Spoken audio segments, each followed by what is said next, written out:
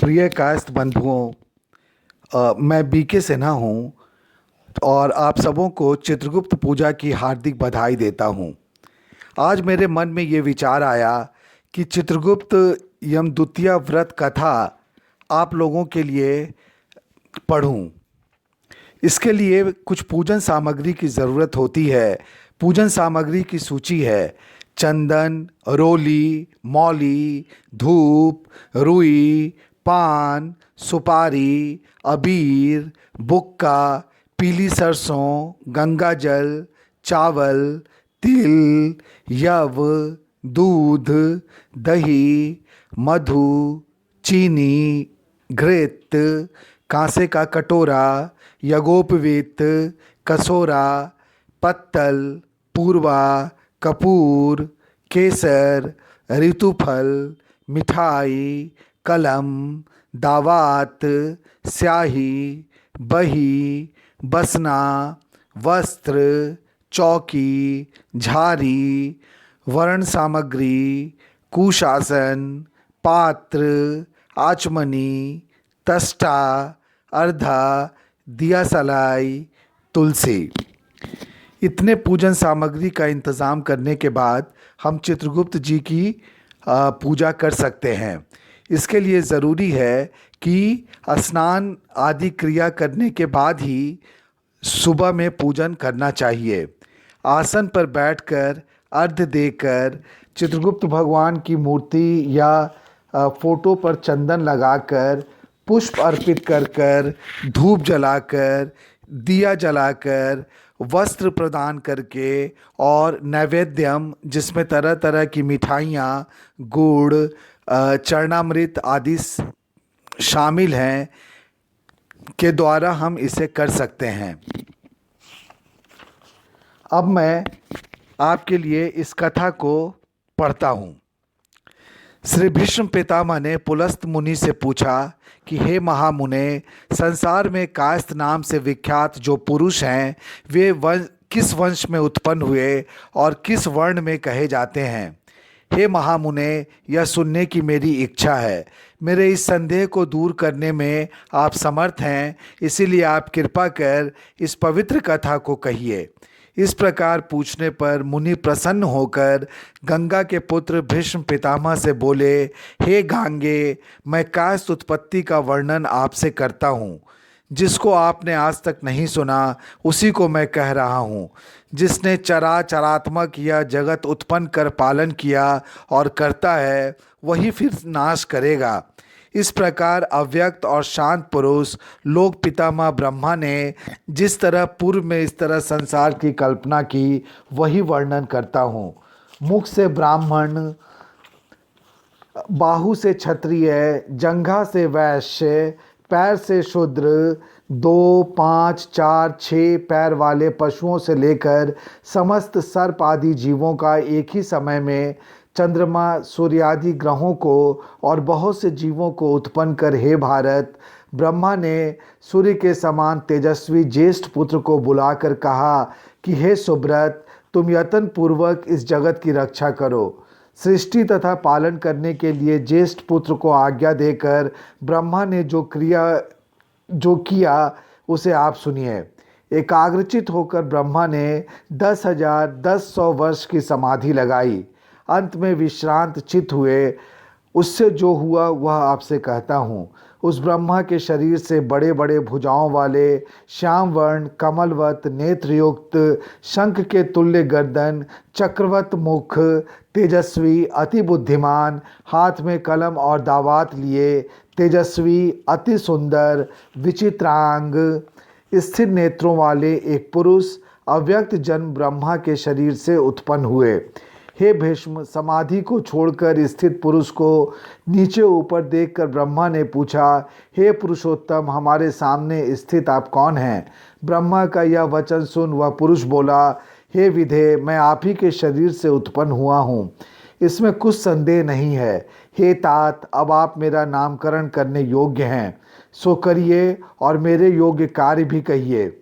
यह वाक्य सुन ब्रह्मा जी निज शरीर उत्पन्न पुरुष से हंसकर प्रसन्न मन से बोले, मेरे शरीर से तुम उत्पन्न हुए हो, इससे तुम्हारी कायस्थ संज्ञा है और पृथ्वी पर चित्रगुप्त नाम विख्यात होगा।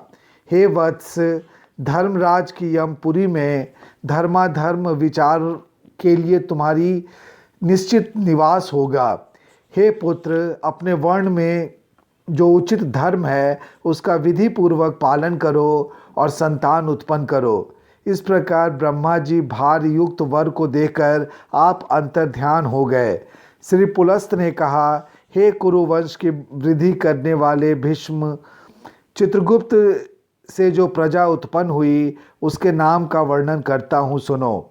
गौड़, माथुर, भटनागर, सेनक, अस्थाना, श्रीवास्तव, अम्बस्ट, कर्ण। हे महामते, और भी चित्रगुप्त से उत्पन्न अम्बस्ट आदि पुत्र समस्त शास्त्रों में निपुण हुए। तब चित्रगुप्त ने पुत्रों को पृथ्वी पर भेजा और धर्माधर्म के जानने वाले महामती चित्रगुप्त ने धर्म साधन की शिक्षा दी और कहा कि देवताओं का पूजन, पितरों का श्राद्ध तथा तर्पण, ब्राह्मणों का पालन पोषण और सदैव अभ्यागतों की यत्नपूर्वक सेवा करनी चाहिए। हे पुत्रों, तीनों लोकों के हित के लिए यत्न करना और धर्म की कामना करके महिषमर्दिनी देवी की पूजन अवश्य करना, जो माया प्रकृति रूपा और चंडमुंड का नाश करने वाली तथा समस्त सिद्धियों को देने वाली हैं, उनका पूजन करना, जिनके प्रभाव से देवता लोग भी सिद्धियों को पाकर स्वर्ग को गए और स्वर्ग के अधिकार को पाकर सदैव यज्ञ में भाग लेने वाले हुए। उस देवी के लिए तुम सब उत्तम मिष्ठान आदि समर्पण करना, जिससे वह चंडिका देवताओं की भांति तुम्हें भी सिद्धि देने वाली होवें, और वैष्णव धर्म का अवलंबन कर मेरे वाक्य का प्रतिपालन करना। पुत्रों को आज्ञा देकर चित्रगुप्त जी आप स्वर्ग को चले गए। स्वर्ग में जाकर चित्रगुप्त जी धर्मराज के अधिकार में स्थित हुए। हे भीष्म, इस प्रकार चित्रगुप्त की उत्पत्ति मैंने आपसे कही। अब मैं उन लोगों का विचित्र इतिहास और चित्रगुप्त का जैसा प्रभाव उत्पन्न हुआ वह भी कहता हूँ, सुनिए। श्री पुलस्त जी बोले, धर्माधर्म को जानता हुआ नित्य पाप कर्म में रत पृथ्वी पर सौदास नामक राजा हुआ। उस पापी, दुराचारी तथा धर्म कर्म से रहित प्राणी ने जिस प्रकार पुण्य के फल का भोग किया वह कथा सुनो। राजनीति नहीं जानते हुए भी राजा ने निज राज्य में ढिंढोरा पिटवा दिया कि दान, धर्म, हवन, तर्पण, अतिथियों का सत्कार, जप, नियम तथा तपस्या का साधन मेरे राज्य में कोई न करे।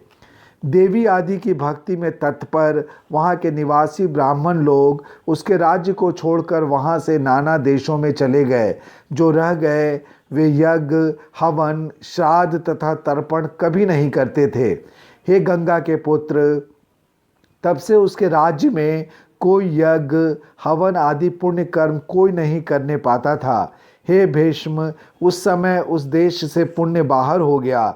ब्राह्मण तथा अन्य वर्ग के लोग धर्म का नाश करने लगे। अब आप उस दुष्ट राजा का कर्म फल सुने। कार्तिक शुक्ल पक्ष की उत्तम तिथि द्वितीया को पवित्र होकर कायस्थ लोग चित्रगुप्त का पूजन करते थे। वे भक्ति भाव से परिपूर्ण होकर सुंदर धूप दीप आदि कर रहे थे। दैव योग से राजा भी इधर उधर घूमता हुआ वहां आ पहुंचा और पूजन देखकर पूछने लगा कि यह किसका पूजन करते हैं। वे लोग बोले कि राजन, हम लोग चित्रगुप्त की यह शुभ पूजा करते हैं। यह सुनकर राजा ने कहा कि मैं भी चित्रगुप्त की पूजा करूंगा।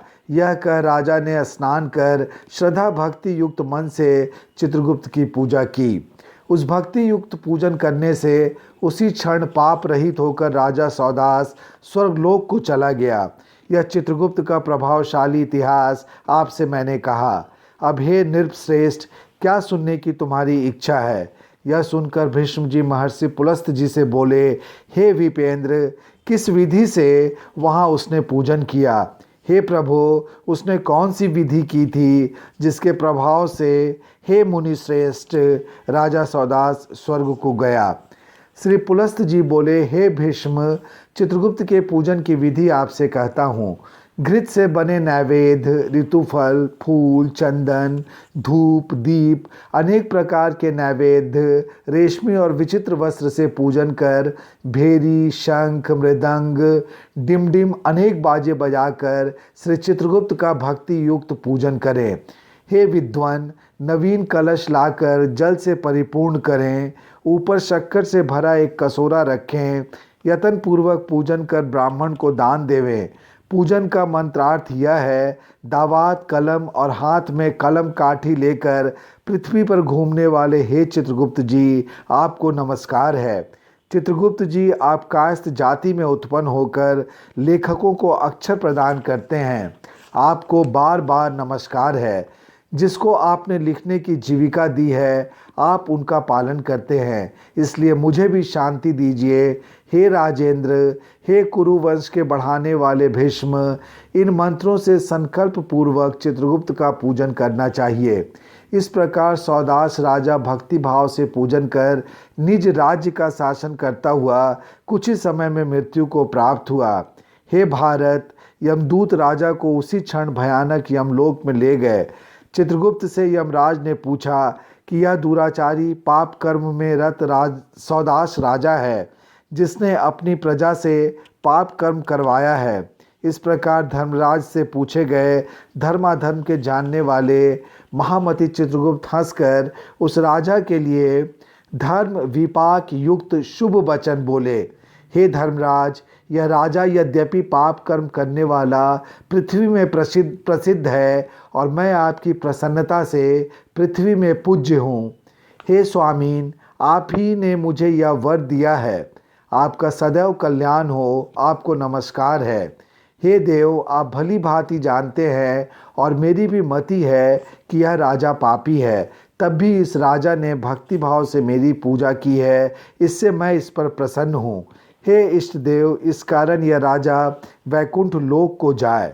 चित्रगुप्त का यह वचन सुनकर यमराज ने राजा सौदास को वैकुंठ जाने की आज्ञा दे दी और सौदास वैकुंठ को चला गया। श्री पुलस्त जी ने कहा कि हे भीष्म, जो कोई दूसरा पुरुष या कायस्थ चित्रगुप्त की पूजा करेंगे, वे भी पाप से छूटकर परम गति को प्राप्त करेंगे। हे गांगे, तुम भी सर्व विधि से चित्रगुप्त की पूजा करो, जिस पूजा के करने से हे राजेंद्र तुम दुर्लभ लोक को प्राप्त करोगे। पुलस्त के वचन सुनकर भीष्म जी ने भक्ति युक्त मन से चित्रगुप्त की पूजा की। कार्तिक शुक्ल पक्ष द्वितीया को निज बहन यमुना के घर यमराज ने भोजन किया था। इस कारण लोक में इसका यमद्वितीया नाम हुआ और यमुना ने यम राजा को आयुष्य बढ़ाने वाला वर दिया। इस कारण इस तिथि में बहन के हाथ का भोजन करने से धन, यश, आयुष आदि बढ़ते हैं। इस तिथि में अपनी शक्ति के अनुसार बहन को दक्षिणा दें और कायस्थ लोग बहन के घर में चित्रगुप्त का पूजन करें। चित्र विचित्र वर्ण के पुष्प, रक्त, चंदन, काले धतुरे के पुष्प और शमी के पत्ते से पूजन करें। गुड़ मिश्रित लड्डू का नैवेद्य भोग लगावें।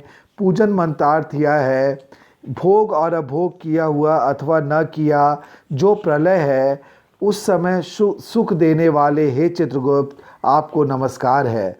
समुद्र मंथन के समय लक्ष्मी के साथ उत्पन्न होने वाले हे चित्रगुप्त, हे महाबाहो, मेरी आयु को बढ़ावें। इस प्रकार पूजन करने से प्रसन्न होकर चित्रगुप्त ने भीष्म को वर दिया कि हे महाबाहो, मेरे प्रसाद से तुम्हारी मृत्यु न होगी। जिस समय तुम मृत्यु का स्मरण करोगे, उसी समय तुम्हारी मृत्यु होगी। यह वर देकर चित्रगुप्त स्वर्ग को चले गए। जो बुद्धिमान पुरुष इस विधि से चित्रगुप्त की पूजा सुनो, वे इस लोक में अनेक प्रकार के बड़े बड़े सुख भोग कर अविनाशी विष्णु लोक को जाएंगे। कायस्थों की उत्पत्ति का कारण दिव्य चित्रगुप्त जी की कथा को जो श्रेष्ठ मनुष्य भक्ति युक्त मन लगाकर सुनेंगे, वे पुरुष समस्त व्याधियों से छूटकर दीर्घायु होंगे और मरने पर जहाँ तपस्वी लोग जाते हैं, ऐसे विष्णु लोक को जाएंगे। इसमें कुछ संदेह नहीं है। धन्यवाद।